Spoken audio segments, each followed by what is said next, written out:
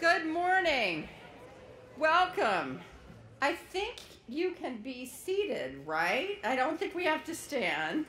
It is fabulous to see everyone here and to see the campus springing to life before our very eyes.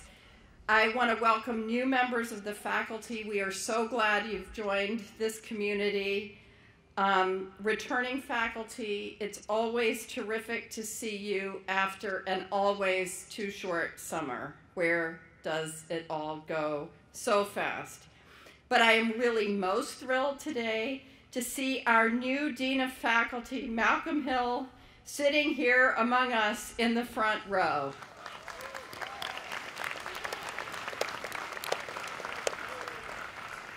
Malcolm, a distinguished biologist, comes to Bates from the University of Richmond. He and his family arrived in Lewiston in July, and he has plunged in to get to know the college, the academic program, and most important, faculty colleagues. You will all see when you spend time with him that Malcolm approaches his work with energy and optimism, and these are wonderfully contagious qualities. So please join me once again in welcoming Malcolm to the Bates community.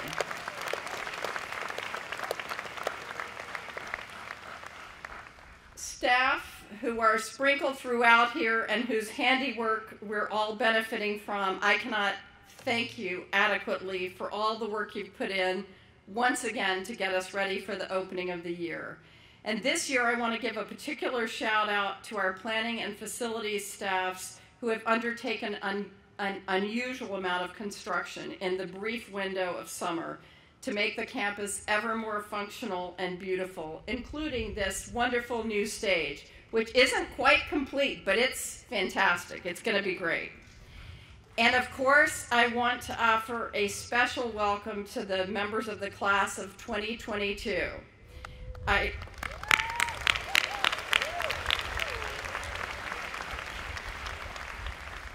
I hope you've had a good first week of orientation, ASOP, and for some, preseason practice. And my guess is by now you are on overload and ready for college to start for real. So we will get there soon, I promise.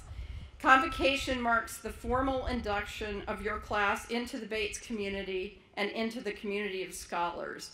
And it serves as a kind of bookend to commencement 4 years later. Indeed, make a note of this morning because it is the only time other than when you're together in May of 2022 that you will come together as a full class. Let me give you all a sense of how this ceremony will proceed. After just a few words from me, you will be welcomed by your student government president, Walter Washington. Following Walter, we will have the convocation address delivered by Associate Professor of History, Joseph Hall. Finally, at the end of the ceremony, Brittany Longsdorf, our multi-faith chaplain, will lead us in a benediction, after which we will process out as we processed in, led by the mace bearer, Michael Murray, and our faculty marshals. There will then be a brief tree planting ceremony honoring those members of our community who died during this past year. Before I turn to my own brief remarks, I would like to introduce our speakers today. Walter Washington is a senior from Fleetwood, New York. He is a politics major, a football player, and a member of the Deansmen, one of Bates' fabulous a cappella groups. He is also an outstanding leader on this campus. He is Bates' student government president, having been elected for the second year in a row. I'm thinking it might have been rigged. And he is a terrific advocate for student interests. Our second speaker is Associate Professor of History, Joseph Hall. Beginning last year, we revived an earlier convocation tradition of asking the outgoing senior class to choose a professor to speak to the incoming first years at convocation. In effect, Professor Hall is a gift from the class of 2018 to the class of 2022. They chose brilliantly. Professor Hall has been a member of the Bates faculty since 2002. He teaches colonial, American Indian, and environmental history, and his current research focuses on the history of Wabanakis, Maine's indigenous peoples. His students praise him for his energy and enthusiasm.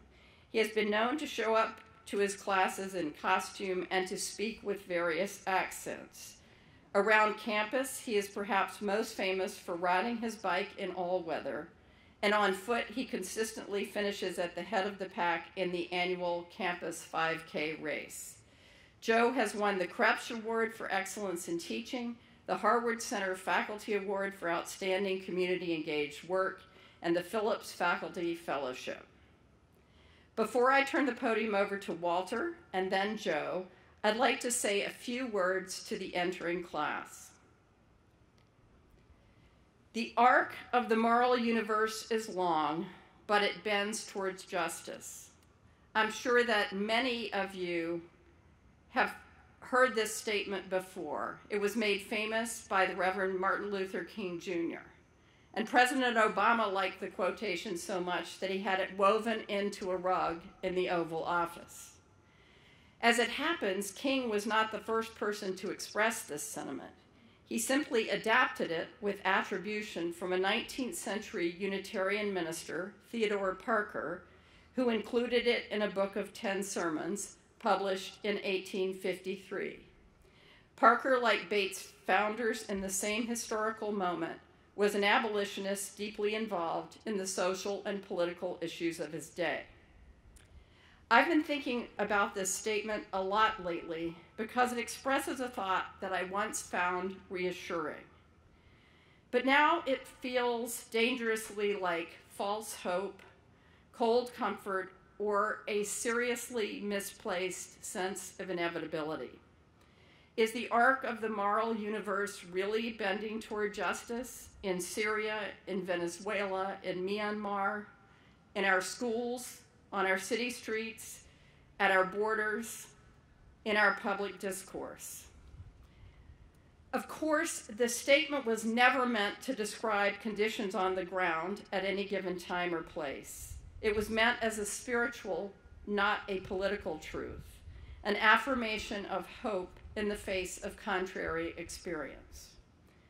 But I also hear it as a call to action, as did President Obama, who said that if the arc is going to bend toward justice, it's not going to do it on its own. We have to get in there and use our best efforts to bend it. Otherwise, it's a little like expecting a fix for climate change somewhere off there in the future without changing our own behavior in the here and now. Students, you may be wondering what this has to do with your college experience. The short answer is everything. It has everything to do with how each of you shapes your individual path through Bates, and in so doing, how we together shape this community. If we want you to graduate in 4 years both prepared and motivated to do your part to make the world a better and more just place, what are the experiences you need to have here to get you there? The answers will be different for each of you, and this is important. But the project, figuring out who you are and how you'll make a difference in the world, is the same for all of us. And it binds us together as a community with a set of shared purposes and values. These shared values are most explicitly captured in our mission statement, of which I would like to highlight a single sentence. With ardor and devotion, we engage the transformative power of our differences, cultivating intellectual discovery and informed civic action. Notice that the project begins not with the head, not with intellectual discovery, but with hard work and an explicit call to open ourselves to being transformed by engaging with difference. Intellectual discovery and informed civic action unfold out of a prior commitment to what I will call empathy. Empathy is not, as we often think of it, simply a willingness to identify with the feelings of another person. In a recent piece focused on the importance of art in our public life, writer Dave Eggers describes it as a powerful and necessary force. With art comes empathy, It allows us to look through someone else's eyes and know their strivings and struggles. It expands the moral imagination and makes it impossible to accept the dehumanization of others. When we are without art, we are a diminished people, myopic, unlearned, and cruel. Of course, it is not just art that teaches empathy. Empathy is about approaching ideas, people, or situations with a stance of curiosity and fundamental openness. It is a way of moving through the world. Writing more than a century and a half ago in 1850, again, the same decade in which Bates was founded, Nathaniel Hawthorne put it this way, and apologies in advance for the gendered language. Hawthorne, it contributes greatly towards a man's moral and intellectual health to be brought into habits of companionship with individuals unlike himself, who care little for his pursuits and whose sphere and abilities he must go out of himself to appreciate. Here is my message to you. As you begin classes tomorrow and continue to get to know your fellow students, I urge you to go out of yourselves to appreciate new ideas, new people, new experiences, and new points of view. Treat your 4 years at Bates not as a structure set out by us for acquiring competence, but as an adventure driven by you, focused on seeking challenge. To make the most of your time here, each of you will need to figure out which questions compel you most deeply, which modes of inquiry stimulate your curiosity and begin to feel intuitive, and which forms of expression engage your creativity and help you shape your own unique worldview. Paradoxically, this journey of self-discovery only works if you're willing at every turn to get outside yourself, to engage with difference, and much more important, to be prepared to be transformed by this act. As Eggers suggests, moving through the world with empathy makes it impossible to accept the dehumanization of others. In short, this way of seeing, feeling, imagining, and acting will give you the insight and capacity to begin to do your part while you're here to bend the arc. It will be up to you over your lifetimes to decide if and how you will continue to take up this challenge. Thank you. Now, thanks.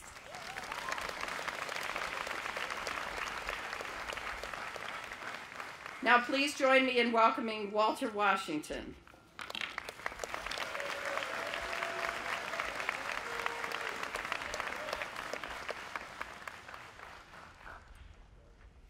Good morning. That was terrible. Good morning. All right, and welcome to the 2018-2019 academic year. Greetings to all faculty, staff, returning students, and most importantly to the class of 2022. Congratulations, you're all officially Bobcats.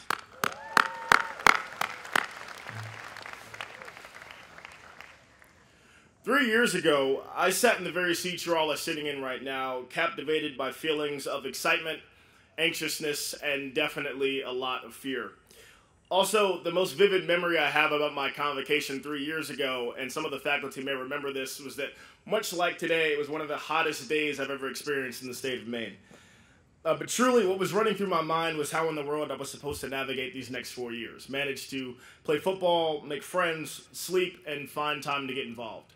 And I'll be honest, I had no idea how. But what became apparent to me was that not knowing was okay, and that it would take time to adjust. It won't take long, but you'll get acclimated to the classes, to the long readings, to the professors and their different policies on laptops in the classroom, and to the jungle that is 6 p.m. Commons.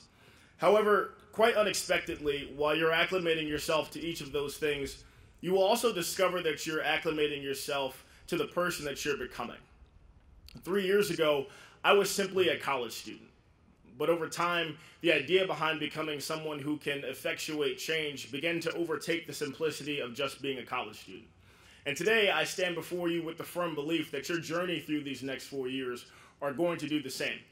I believe that you are about to embark on an adventure that is going to make you an agent for change, no matter your field of study. I spent this past summer working for a legal aid provider in Maine, and we were a firm that only represented people below 125% of the poverty level. The poor, the forgotten, individuals with mental disabilities, physical disabilities, and I walked into a coalition of lawyers who were simply passionate about being compassionate. They were determined to remember those forgotten within our current system, and from what I saw, that seemed to be the driving force behind everything they did. This firm used the majority of its resources to focus on housing discrimination, illegal evictions, subsidized housing, and the bevy of legal issues that come along with that. During the first week of my time working there, one of the lawyers who was working within the veterans unit came into my office quite frantic, and he goes, "Walt, we've got an emergency. I'll explain in the car, but we got to leave right now." And so I got up kind of scared, and there was a sort of calmness about him, and I quickly understood that when he said, "We've got an emergency," he meant one of our clients had an emergency. And in the car, he explained to me that a veteran he had been working with was served with an eviction notice because he had not been paying his rent. And the reason this veteran had not been paying his rent was because of a bunch of problems within his apartment. Mice, mold, no hot water for long periods of time. And this veteran, who was also struggling with some other disabilities, had gotten so fed up that he gathered all of his things, placed it in his truck, and decided to spend the night in the parking lot of a local Shaw's grocery store.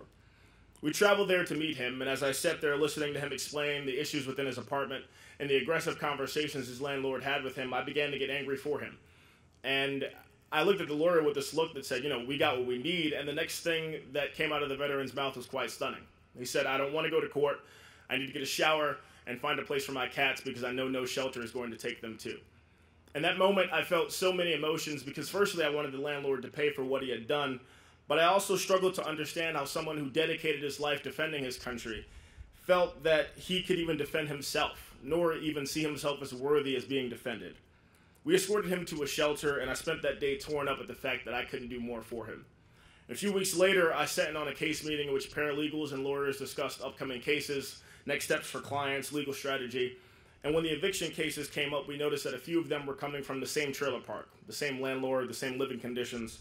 And one of the lawyers had decided that she was going there to meet the clients in person, gather some more information. And I went along with her, and on that day we visited 4 trailers. And on that day I realized I had spent my entire life taking everything I had for granted. On the outside, there were tarps covering old roofs that had gone years without repair. On the inside, there were leaks. The floors and the walls had holes in them. Doors were broken. Windows were shattered. We were given documents that confirmed their water was contaminated. We heard stories where these people begged their landlord to fix things, and he had declined. And the only thing these people kept saying was that they wanted a safe place for them and their children. And they were struggling financially, so it would be quite difficult for them to just up and move to a new place. And before we left, I listened as one family member described more details about their living conditions. And as he talked, he quickly stopped and asked me to turn around. And it was their landlord. And I watched this man on the porch of his beautiful, well-kept home as he smiled and waved at us.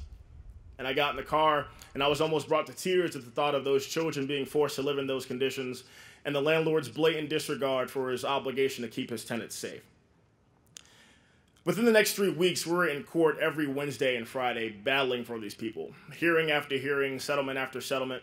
And when it was all over, these people were in tears thanking us for the help, but most importantly, just taking the time to listen and to care about what they were going through. After those 2 instances, it became apparent to me that in order to effectuate the change that we want to see within this world, we've got to spend more time getting closer to those forgotten within our society. Spend more time placing ourselves into uncomfortable situations that place us amongst the forgotten. Because in a lot of ways, it was those people that showed me what true compassion, true equality, and true justice was all about. Honestly, as these realizations became clearer over time, I questioned how I could not have noticed the things that I experienced right on this campus, where individuals passionate about change put themselves in uncomfortable situations in order to make long-lasting impacts. I watched a student by the name of Lydia Sullivan who had the desire to transform our Safe Route program. She had so many flourishing ideas, scheduled meeting after meeting with members of our administration, and I watched this student challenge a system that had been in place for years. And with her hard work, her goal had been achieved, and one that will benefit all students at Bates. I watched Bates Student Action, a student-led group on campus, organized for 2 weeks to hold a rally for gun control right outside of Commons. And less than a month later, hold another rally to highlight the benefits and the costs of making a Bates education truly accessible to all. I watch our student community go above and beyond each and every day, volunteering to help asylum seekers, local school children, victims of domestic violence, getting closer to those disenfranchised. The true power of the Bates experience lies within two distinct factors. The first is that we are a community that places value on respect and kindness not only towards each other, but to those within our surrounding community, and even those that may disagree with our mission. And what I want to convey to you today is that the other true power of the Bates experience is not that we were founded by Baptist abolitionists or not that we are one of the top liberal arts colleges in the country. No, the true splendor of the Bates experience is that no matter what you plan to do with your majors or your profession, here we challenge you to take your passion and to create ways to make your passion the driving force behind how you change the world. Bates does not define you. It gives you all the tools necessary to define yourself, to discover the very things that have been lying dormant within you. This class, the class of 2022, each of you have the power to be a class unafraid to take action, that does not shy away from injustice, but rather forcefully seeks out ways to abolish it. It was Michelangelo who said that every block of stone has a statue inside it, and the task of the sculptor is to discover it. I want you all to think of your next 4 years as that stone, and everything you do from this moment on as you chiseling away at it, until the next time you're all here on this quad receiving your diplomas, while everyone will sit in awe of the work, your statue that you've created. Each and every single one of you have a gift, have a passion, and have the ability to transform the proverbial learning experience into a journey rooted in making a difference. Unfortunately, you are now a part of a community where education and making impactful change are one and the same. I encourage you all today to spend this journey remembering those who are banking on you to discover your passion, to see this journey through no matter how difficult things may seem, and to dedicate your time to not only pursuing knowledge, but to fostering an environment where strength, passion, equality, and change are the norm. And much like your fellow classmates, that change must begin right here on this campus. So today, I welcome you into the Bates family. As you embark on this journey, I look forward to watching you grow.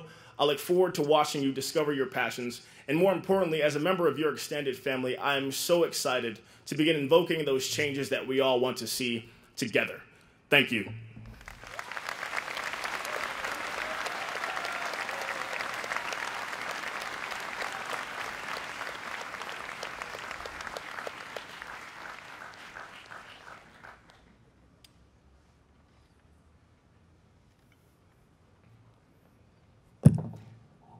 Good morning. Happy New Year. I want to begin with a few words of thanks. First of all, to Walter for such wonderful remarks. It's a pleasure to have actually been able to hear his comments earlier this morning as well. You have a gifted classmate. I want to also thank Wabanaki peoples and the homelands that we sit on and stand on. The people whose labor has made our time here possible and our conversation today possible, including the people who are turning the words that you hear into words that you can see. I'd like to thank especially also the class of 2018 for nominating me for this opportunity to speak with you all. I'm sorry they're not here for me to extend my thanks in person, but it really is truly an honor, and I am grateful to them for it. I'd like to thank two students in particular, Tim Larson from the class of 2005 and Emma Solar, who's from the class of 2020, so still here at Bates, both of whom have actually done important research that makes a lot of what I'm going to be talking about today possible. To Caitlin Lampman, Michelle Belden, and Pat Weber, who all work in the Bates Muskie Archives and Special Collections, for providing access to the history that I'm going to be talking about a little bit. And last of all, of course, to you all for being here. It's a pleasure to be here with you.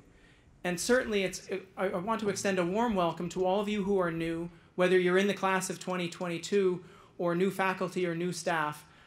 I hope your time here at Bates is much more than you expect. So, although I am certainly grateful for the chance to be here to speak with you all, I have to admit that I'm a little bit frustrated by the conventions that bring us here. So, we all decided to come to Bates for whatever reason because it's an institution that prides itself on small-scale conversation, whether in our classrooms, our dormitories, our departments and programs. And yet, we're going to begin, or you as the class of 2022 are going to begin and end your academic careers here dutifully listening to people garbed in velvet robes standing behind large wooden lecterns and not really having much of a conversation. And it's not that I'm really opposed to velvet and wood. And it's not even necessarily that I'm opposed to lectures with large audiences. The problem is that what really excites me about being here with you all is the chance to get to know you and to talk with you. And those kinds of conversations, the reason why they're particularly interesting is because within that intimacy, we have the opportunity to learn from each other, but also, as Clayton already mentioned in our mission statement, to engage the transformative power of our differences. This kind of lecture, frankly, is not the kind of format where I'm necessarily expecting that we're getting much in terms of intimacy or engagement. And so let me just say right at the beginning, I don't really care what you think about what I'm about to say. I am very interested in hearing what you want to do with what I have to say. So what I want to do is think about questions, which I think are at the heart of any good conversation. And to think about questions, I'd like to think about what a question is. And at its heart, it's about a quest, right? That's at the root of the word. And if you look deeper into those roots, you see that the Latin quaere, or quaerere, is the heart of a number of words that we think about with questions, such as query or inquiry. And the Latin quaerere actually means to seek or to inform oneself, to ask. But I want to think about question in terms of that idea of quest, because the Middle English, when they used that word, were actually invoking a certain kind of judicial understanding of the word as well. And you see that in the way we use the word inquest, or even inquisition. But I'll bet no one was expecting that. No one expects the Spanish Inquisition! Now, one of the things that's important about invoking our good Monty Python parodists is that in asking questions, it's incredibly important that we remember that a quest for knowledge should not simply be a quest to prove yourself right, a quest to conduct an inquisition that seeks to stamp out ideas that differ from your own. To be inquisitive and not inquisitorial is what I'm talking about here. Now, I also want to make clear that I think every question has the potential to lead to something big, to have something big at stake. And I'm a firm believer, as I think almost all of my colleagues, I don't think anybody disagrees with this, as all of my colleagues are, that there is no such thing as a stupid question. Now, I'm sure many of you have heard that injunction many times, and many of you might in fact not believe it, because you think you've heard stupid questions, and maybe even asked a stupid question. But let me ask you this, or ask you to think about it this way. If a question is an adventure or a journey, if it's a quest, and if every journey of 1,000 miles begins with one step, then the converse means that every step has the potential to begin a journey of 1,000 miles. Which is to say, every question has the potential to hold some much bigger questions at stake. And let me put this in terms of a question that I've been thinking about for a while, and questions that are, in a sense, initially kind of stupid. So I'm going to need you to use your hands here. How many of you have heard that Bates College was founded by Orrin Cheney, who was an abolitionist? Oh, this is weak.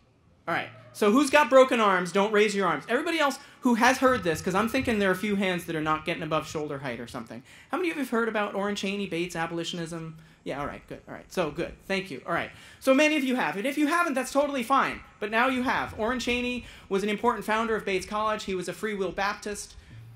He believed deeply in the equality of all people, such that he believed that anyone should be admitted to what was, in 1855, the Maine State Seminary, regardless of their racial or gender backgrounds.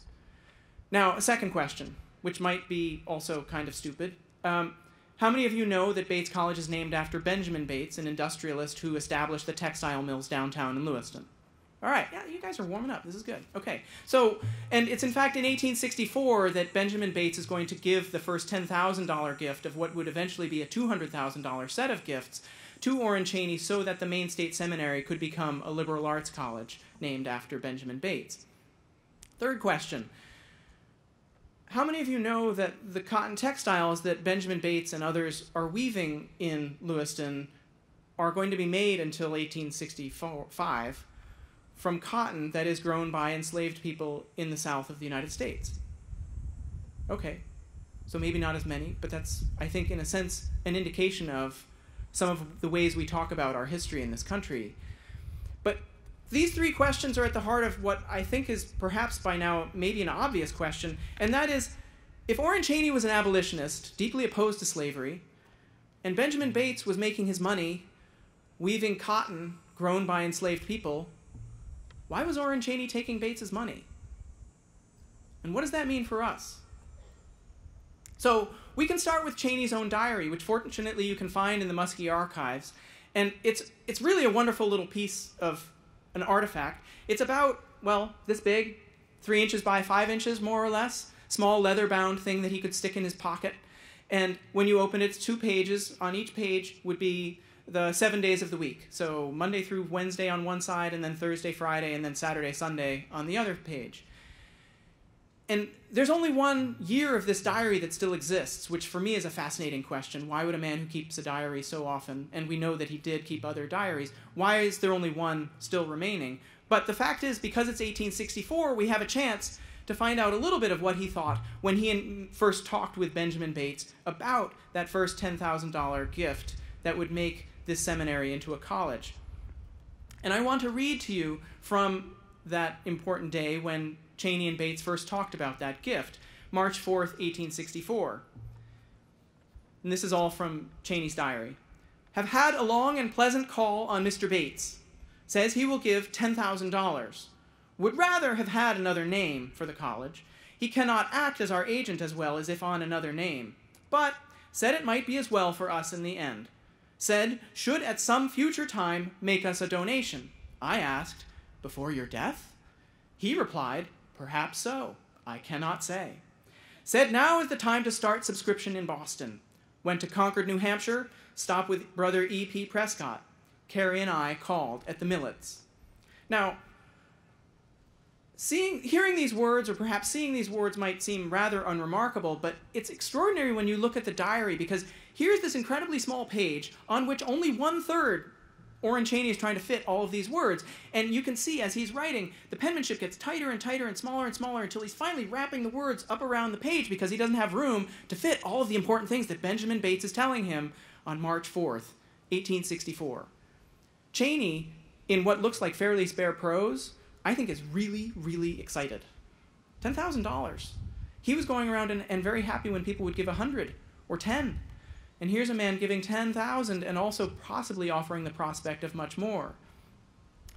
But for us, for my purposes anyway, he doesn't say anything about slavery. Now, we know that Cheney had opinions about slavery. He was a member of the Free Will Baptists, which was one of the denominations so radical as to believe that God offered salvation to all people.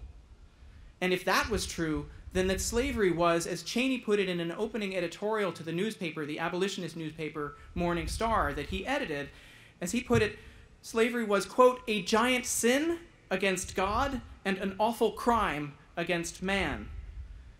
Cheney was so deeply committed to abolitionism that he left Brown University because as a student he did not see it to be abolitionist enough. Now, Cheney believed deeply in abolitionism, and it's worth noting that abolitionism was something of a fringe at the time. It's easy to say we're all abolitionists now, but roughly 2% of people, citizens or Americans living in the north of the United States were abolitionists in the 1850s. And just so you understand, the Libertarian Party polled 4% in the national election in 2016.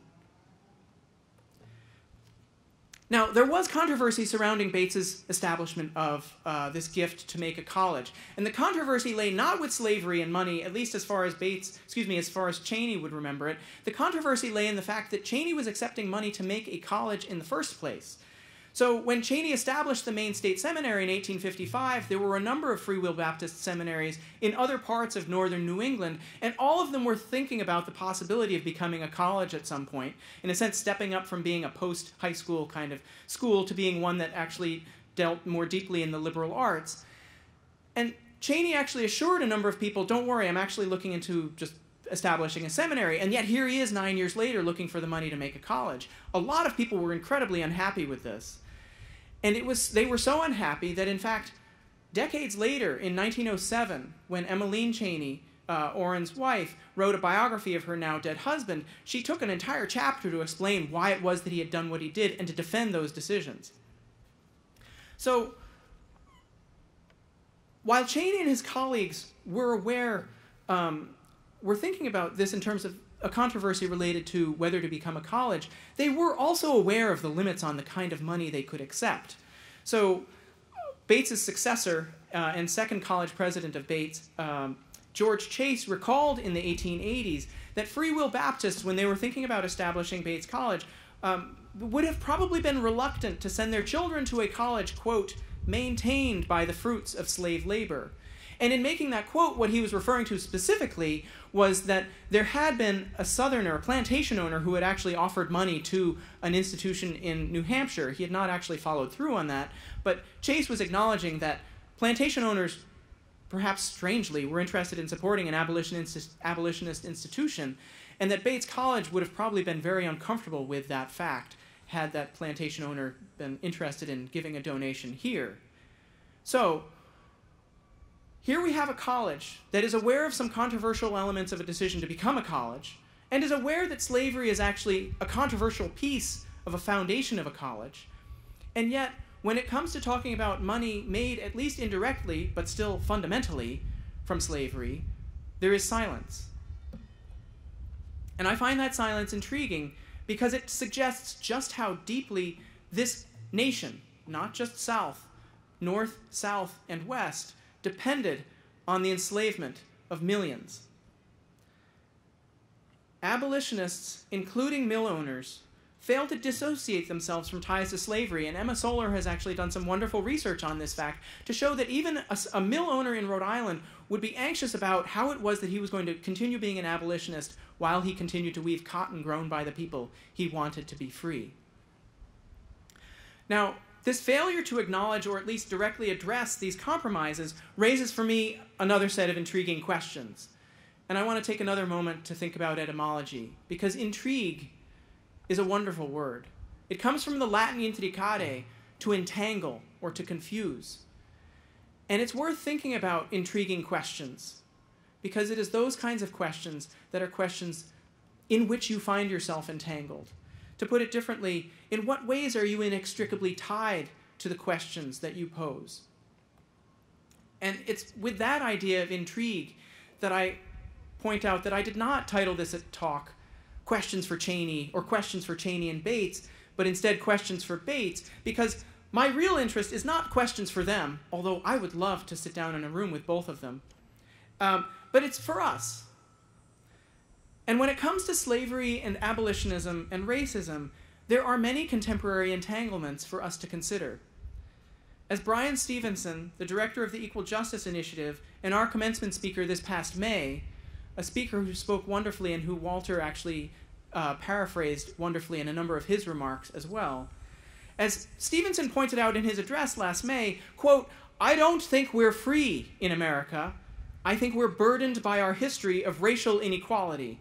It's in the air in Maine, just like it's in the air in Mississippi. It doesn't matter where you go. There is this contaminant that we're all breathing in." Now, you can see some of that contamination in the life of someone like Julie Lithcott-Hames, the author of the Common Reading for this year, who in many instances recounts how she was silenced by the racism of others. And that silence is not something that she bore alone or something that she suffered alone, even though I think she suffered it more than the other people around her. Everyone who was with her suffered it for not being able to benefit from the wisdom that she could offer, the trust that she could build with those who instead were inflicting great pain on her. So it's in the face of these problems that people like Lithcott-Hames and Stevenson point out that I wonder, can talking more fully about Orrin Cheney, his vision and his compromises, and also his silences, help us see a little better this contaminated air, and perhaps even hear a little better our awkward silences? Now, there's a problem with this, and that's that my question, at least for what I want to do right now, is just too big. The amplification is too loud. You're all sitting here very quietly, nicely regimented in your rows, and I'm stuck behind this big wall of wood. And I would so much rather talk with you all in a smaller group, as I was able to do with some of you. I don't know if any of you were prospective students in April when I talked about this with a group of incoming or prospective students. And in effect, I don't want to ask you to raise your hands because I'm afraid no one will raise them, and then I'll wonder, was it me or what? But anyway, so, but I would like some of you sometime to ask me, as some of them did, what role did African Americans play in abolitionism? Why are you talking just about white men? And for that matter, what role do you play, what role does your background play as a white man in asking these questions and seeking these answers? And of course, there's another big problem here too, and that's that these are only my questions. One of the things that I think both Walter and Clayton were making very clear is that your quest, your development depends on your questions. And the questions I hope you also ask, and the answers I hope you also get from the people around you. So consider, for instance, asking Frankie Urueta. He's a custodian in the basement of Pettingill. When he gives you a fist bump, you'll know who he is. Ask him, why does he want Bates to host a powwow? Or for that matter, ask Michael Sargent what he thinks about ranked choice voting. Or go listen to his podcast first on Tatter, and then ask him. It's really good. And I dare you to listen to only one. Or ask research librarian Christine Murray anything. Or even more, if you have some more time, ask her about how birds communicate. Let's talk about what intrigues us. And remember, there really are no stupid questions. And perhaps more important, or just as important, let's find the space to do this. It's so easy to say, to stand here, especially when the breeze is blowing. It's so easy to stand here and say, be curious, ask questions, when that does not help you get your homework finished. The dreams of September frequently melt away or freeze up or something. They wither under the obligations of October. And so if you're going to ask questions, ideally you're going to have the space to do so in your classrooms. But there might be other questions that intrigue you that don't fit in those spaces. And I hope you make the work, do the work to make those spaces. So for my part, if you have a question for me and I take some time and we talk about it, I'll cut corners on my committee work right there. And I might even cut some corners on my lecture for class tomorrow. And for those of you who are in either of my classes tomorrow, you might see some of the effects of these questions in your syllabi.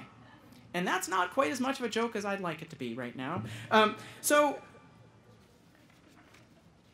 what it's really about is you and the questions you want to ask. I hope I'm part of them. I hope others here are part of them. We have this wonderful opportunity in this wonderful environment to ask them. But more than anything, I'd like to close with one last question, and that's simply this. Does anyone have time to talk over lunch next week? Thank you.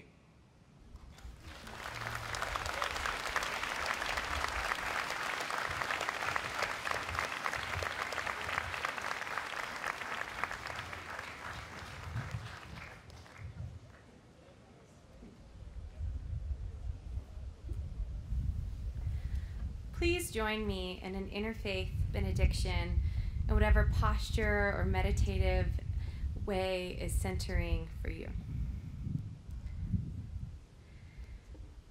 Sacred One, Holy Many, we are gathered here holding a collective inhale as this sacred beginning unfurls.